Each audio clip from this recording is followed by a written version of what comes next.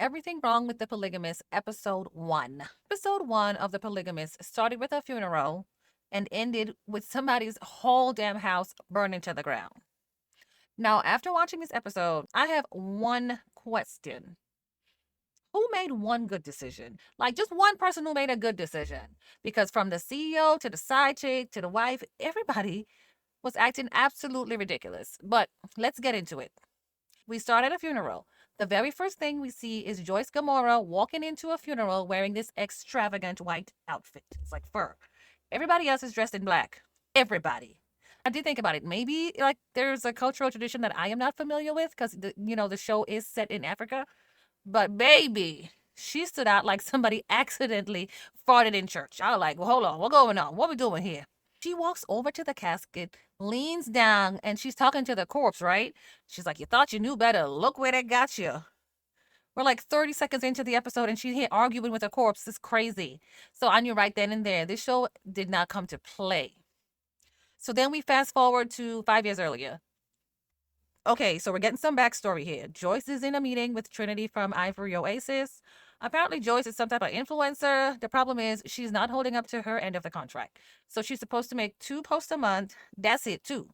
And one of those posts is supposed to include her husband, Mr. Gamora. So Trinity basically tells her, if you can't do the 2 posts, we might have to find another influencer. Like, girl, for real though. Joyce tries to explain it away. She's like, oh no, my husband has just been busy. Meanwhile, a man is busy, but he's busy fucking somebody else. Kudos to the editing right there, because I loved how they did that. The disrespect was just loud and in your face. So Joyce is out here selling a marriage that doesn't exist. Joyce invites Trinity to her 20th wedding anniversary. They're renewing their vows, and she tells Trinity, our marriage has never been stronger.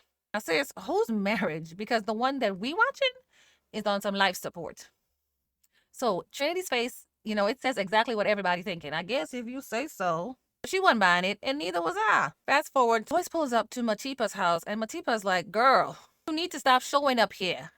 It's annoying. And Joyce is like, girl, this is my house. And the man you're sleeping with, my husband. And I still have keys to this bitch. So who you talking to? And Jonas finally comes downstairs, right? With like the straightest face you've ever seen. Joyce then hands him the invitations. She reminds him that years ago he promised they'd renew their vows on their 20th anniversary, and the time has come. Jonas is out here looking at her like she's crazy. But she's like, we already got the invitations out. Your tailor's ready. The party is happening, whether you like this or not. Joyce now turns to Matipa, and she gonna say, girl, I want to invite you too. Come and experience some luxury since your broke ass is unfamiliar with the finer things in life. Like, say what now? So Jonas tells Matipa, hey, give me a minute. Then he gonna tell her she looks beautiful in that dress, which she did look good in the dress, right? But he gonna say that in front of his wife? Sir, that's crazy talk. That's just the level of disrespect is off the charts. The next scene is Joyce back home and she's planning the anniversary celebration anyway. So she's picking the food, decorations, everything. So then her Mama Grace, asks the question that everybody is thinking. Is he even coming? Is Jonas gonna be there? So then Joyce is like, yes, I guess she's convinced to show up. And I tell you what, denial isn't just a river. So now when Joyce is talking to her online followers and somebody asks, what's the secret to a happy marriage? And I was like, I don't know if she know, but okay. So Joyce says, commitment, choosing each other, and keeping God at the center. And I say, whose marriage is she talking about? Couldn't be hers. Couldn't be hers. After that, we meet the kids.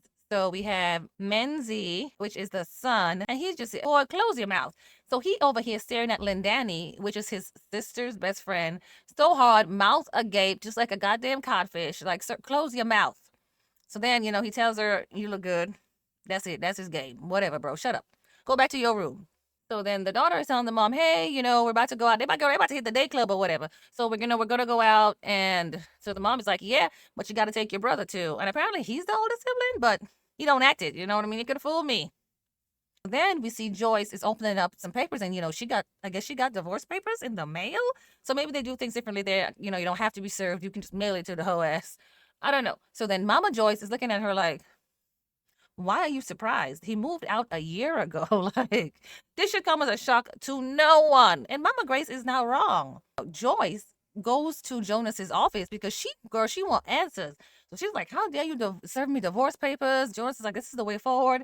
And she said, I'm not finna lose, what I worked so hard for. And you're not going to throw away 20 years of marriage just because you're getting a little piece of ass now.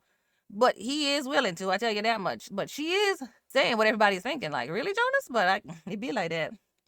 So then he called security. I'm just like, damn, I didn't see that coming. Like, you really gonna call security for your own wife?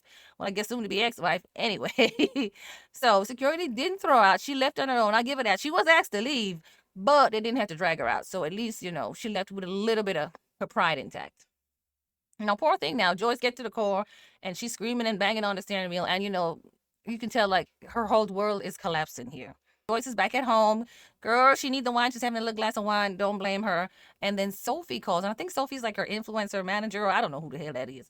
But anyway, so Sophie calls and asks her if the party is canceled. And she's like, what? What are you talking about? So apparently somebody told Sophie that Jonas is flying out of town. So then Joyce is like, hold on, bitch. I got to call you back because I'm busy right now. So then Joyce drives over to the side chick and the husband's house, uses that key that she still have, and walks in the house. She sees 2 passports, 2 boarding passes, 2 suitcases, and then, the reality hits her. Like, he not coming to the party. He really gonna play in my goddamn face.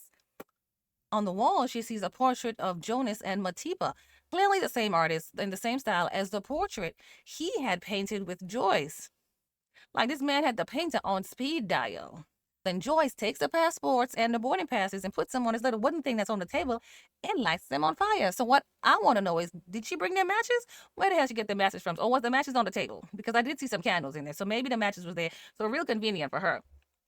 Anyway, so then she tosses the burning passport to the side, which I don't know I don't know if she was trying to put it out or start a bigger fire. But a bigger fire is what happened. So then the curtains catch on fire. Meanwhile, Jonas and Matipa are upstairs having sex in the bathroom, just blissfully unaware that their whole house about to burn the hell down. It's not a clue. So episode 1 was just so messy. I really, really loved it. If it's any indication, then we're going to be in for a really chaotic season, and I cannot wait. So if you enjoyed this recap, hit that like, subscribe, and let me know in the comments. I'll see y'all in the next one. Bye. I'll be watching. And when you feel that the soca done, well, it's more soca to come. And when you feel that the wine is done, well, it's more wine to come.